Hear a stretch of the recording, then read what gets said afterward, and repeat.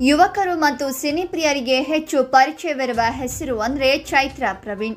ಕೇವಲ ನಟನೆಯ ಮಾತ್ರವಲ್ಲದೆ ತನ್ನ ಉಡುಗೆ ತೊಡುಗೆಯಿಂದಲೂ ಹೆಚ್ಚು ಸದ್ದು ಮಾಡುವ ಚೈತ್ರಾ ತಮ್ಮ ಹೊಸ cinema LLB life line of bachelors ಪ್ರಚಾರದ ಇವೆಂಟ್ನಲ್ಲಿ ಧರಿಸಿದ್ದ ಬೋಲ್ಡ್ ಉಡುಗೆ ಚರ್ಚೆಗೆ ಗ್ರಾಸವಾಗಿದೆ.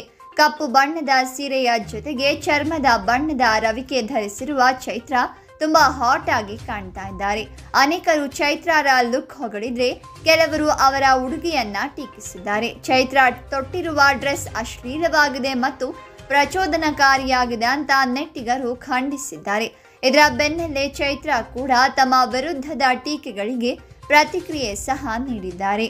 ನಾನೆಂದಿಗೂ ವೈರಲ್ ಆಗೋ ಉದ್ದೇಶವನ್ನ ಹೊಂದಿಲ್ಲ. ನಿಮ್ಮೆಲ್ಲರ ಸ್ಪಷ್ಟೀಕರಣಕ್ಕಾಗಿ ಅದು ನನ್ನ ತಾಯಿಯ ಸೀರೆಯಾಗಿದೆ.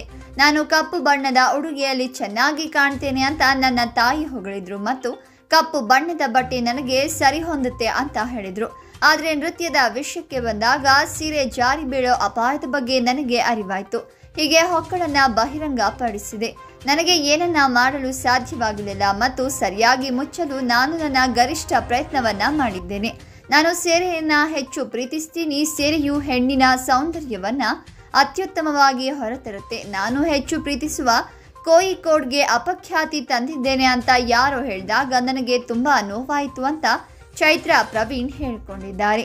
ಕೆಲವರು ಸೀರೆ ಜಾರಿ ಬೀಳೋದು ಮತ್ತು ದೇಹವನ್ನ ಬಹಿರಂಗ ಪಡಿಸೋದನ್ನ ನೋಡಿದಾಗ ಅದನ್ನ ನೋಡಿ ಸಂತೋಷವನ್ನ ಅನುಭವಿಸ್ತಾರೆ. ಈ ವಿಚಾರದಲ್ಲಿ ಯಾರು ಏನು ಮಾಡಲು ಸಾಧ್ಯವಿಲ್ಲ ಅಂತ ಚೈತ್ರಾ ಅವರು ಟೀಕೆಗಳ ಮಾತಿಗೆ ತಮ್ಮ ಉತ್ತರವನ್ನ ನೀಡಿದ್ದಾರೆ.